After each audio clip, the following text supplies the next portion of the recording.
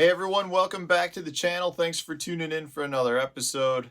Today's is a good one. I've gotten a lot of requests recently from people that want to know what my must-have spring baits are. There's a lot of good baits out there, and there's a lot of different baits that excel in different parts of the spring period. But I do have some baits that I always have tied on, regardless of whether you're talking about early spring or all the way up to what I would consider the end of spring, which would be like your post-spawn period.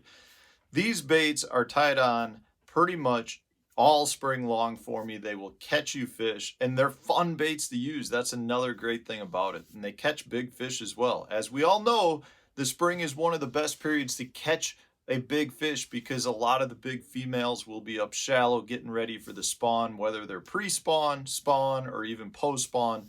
They're shallow and they're more accessible. So we're going to go over what I would consider 5 must-have spring baits are. Here I was all excited a couple of days ago because we were starting to have some really nice weather in Wisconsin.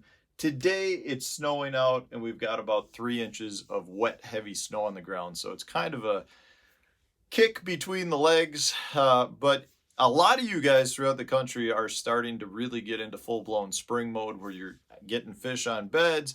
If you're not getting them right now, that you will be having them shortly. Here too in Wisconsin as well. We'll be right into our spring period here pretty quick. But that's what I want to get into. I do want to remind you guys, though, that if you want a lake breakdown where I break down your local lakes, check out in the description. I've got a link to fishthemoment.com. Myself, Randy Blockett, Johnny Schultz, we're all doing lake breakdowns. We've got lakes throughout most of the country. I specialize in the northern lakes as well as southern smallmouth fisheries, so check those out.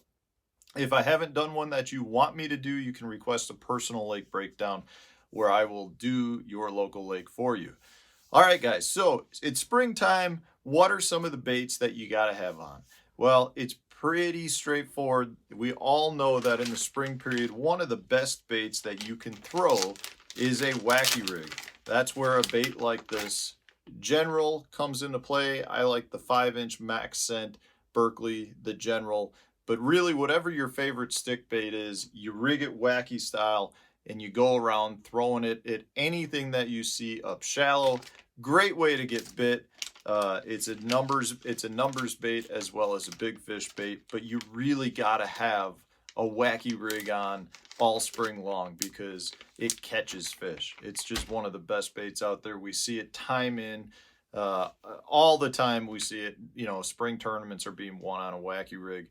Just again, because fish are up shallow, they're moving around trying to find their spawning zones. A Wacky Rig is a must. Along those same lines, one of my absolute favorite baits to throw during the spring is a floating worm. And I really like to throw it in your bright colors. This is the methylate color, but your yellows, your whites, your oranges, any super bright color floating worm works great. Rig it on your Fusion 19 4-aught EWG style hook and go throw it down the bank and work it back. It's one of my favorite baits to use because it is an extremely visual way to fish. You see the majority of the bites. Your bait is glowing in the water, so it's easy to see, and you just see the fish come up and eat it. You get some really aggressive strikes when throwing a floating worm. That bait excels as soon as the fish hit the bank and start thinking about spawning. Absolutely blast. It catches fish all over the country. So whatever your favorite floating worm is, get you one in a bright color, rig it weightless, throw it on a 3, 4, 5-aught EWG style hook and go hit the bank with it. It's a great bait. Next up is your favorite Lipless. This is a Berkeley War Pig, one of my favorites. The key with a Lipless is you're getting a lot of new weed growth during the spring period. You got a lot of fish that are starting to hit shallow flats. A Lipless is an absolutely phenomenal bait for covering water, shallower water, anywhere from, 8 feet of water or less. A Lipless is a phenomenal bait to cover lots of water quickly and get your bait in front of aggressive fish that are up trying to feed before the spawn. So it really excels in the early part of the spawn or early part of the spring. but you gotta have one rigged up. It is a proven springtime bait. Along those same lines, whatever your favorite vibrating jig is, this is a Z-Man jackhammer that is an absolutely phenomenal bait as well. But the key here is very similar to a lipless bait. You've got a lot of new grass growth that's starting to come up. You've got fish that are starting to hold amongst cover because they're trying to get warmth from, from the colder winter temperatures. They're starting to grab heat from the sun. They're trying to hang out by cover because they can rub their bellies and break up the eggs on them and get ready for the spawn. They're starting to look for places to spawn. And that's where a bait like a vibrating jig comes in extremely handy because, again, you can cover a lot of water. They're relatively weedless and they catch big fish. So it's another great bait to have during the springtime. That and the lipless crankbait are really pretty interchangeable for the most part, but they've been proven over time to be excellent springtime baits, so you got to have them on. The last is a popper.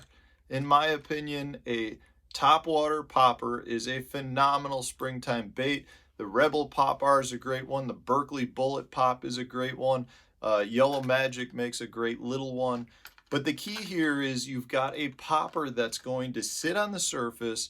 You can basically keep it in the same place for a long period of time, hover it over the fish, which is eventually going to draw strikes. So if you've got a lay down tree, you pop it up by the lay down tree, you let the rings disappear, you pop it a couple of times, you let it sit, and it gets to the point where the fish cannot stand having that over their head. It's one of the first topwater baits that really starts to excel in the springtime. But one of the keys to it is it's a slow moving bait. So if you've got fish that are starting to set up on bed along a bank, but maybe you can't see them, the topwater popper is a great bait because you're not moving it so fast where that fish is not gonna, want to go up and try to get it out of the area where it's spawning. If you're throwing, say, a buzz bait, they may hit it, but a lot of times what they'll do is come up and boil under it because it's like they're trying to chase it out of the area. But because the topwater is moving so quick, they really don't ever go to hit it because they know it's leaving the area that they don't want it in. If you've got a topwater popper and you're slowly popping it and chugging it through those areas, the spawning fish just get really upset at it to the point where they'll hit it because the bait's not moving out of that area fast enough for them. They just want to get it out of there. Same thing goes for post-spawn fish that might be guarding fry. They view a popper as an enemy and that might be trying to prey in on their fry more so than a lot of faster moving baits. Again, it just doesn't get out of the area fast enough. So a topwater popper is an absolute must-have during the spring.